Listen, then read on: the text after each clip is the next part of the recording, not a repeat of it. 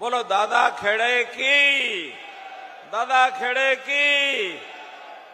तो हमने इस साल में ऐसे भाई जिनकी पत्नियों का देहांत हो गया 40 साल की उम्र के बाद, उनकी भी पेंशन शुरू कर दी भाई, उनकी भी पेंशन। और यहीं तक नहीं, कुछ लोग कहने लगे कि जिनकी शादी नहीं होती, आखिर एक उम्र के बाद उनकी जरूरतें कौन पूरी करेगा, उनका भी समाज में सम्मान होना चाहिए। तो हमने कहा ठीक है, 45 साल तक चाहे महिला है चाहे पुरुष है, अगर शादी नहीं होती है उसकी भी पेंशन मिलेगी, वो भी हमने बांध दी, वो भी बांध दी। तो ऐसे नए काम बहुत किए हैं।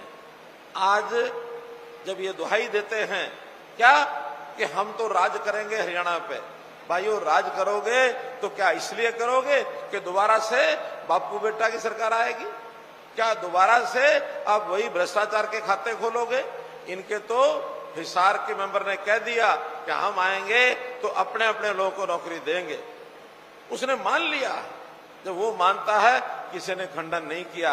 इसका मतलब ये जो 500-700 परिवार इनके साथ जुड़े होते हैं कांग्रेस के साथ, उन्हीं के घर की जनता करते हैं, सबकी जनता ये भी नहीं करते हैं। हम कहते हैं हम गरीब की जनता पहले करेंगे। जिसके घर में एक भी नौकरी नहीं है उसको 5 नंबर अलग से देंगे, उसकी नौकरी हम देंगे। गरीब परिवारों के बिजली के बिल ना आए, इसके लिए हमने प्रबंध कर दिया है।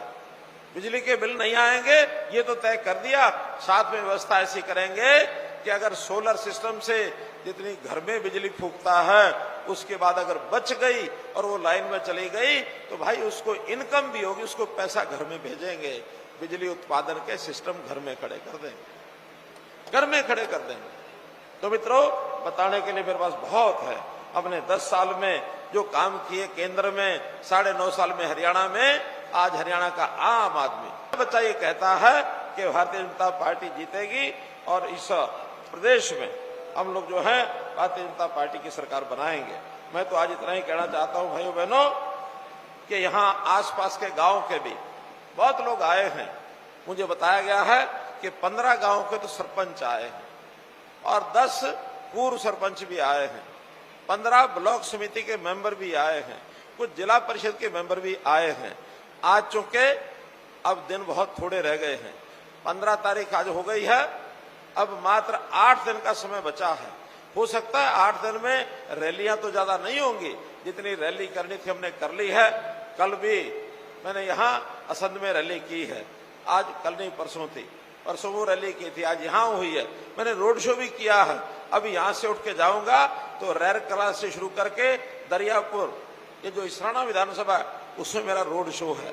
हम सबके दर्शन करने के लिए आएंगे, लेकिन आप लोगों ने जो यहाँ प्रमुख लोग बैठे हैं, एक एक घर में जाकर के अपनी गली के सब वोट डलवाओ और उसमें भी ज्यादा भारतीय जनता पार्टी के उसमें डलवाओ, क्योंकि मोदी जी ने 9.5 साल के बाद इस लोकसभा की टिकट मुझे कहा कि आप लोकसभा चुनाव लड़ो और आपको सेंटर में कोई काम हमने देना है।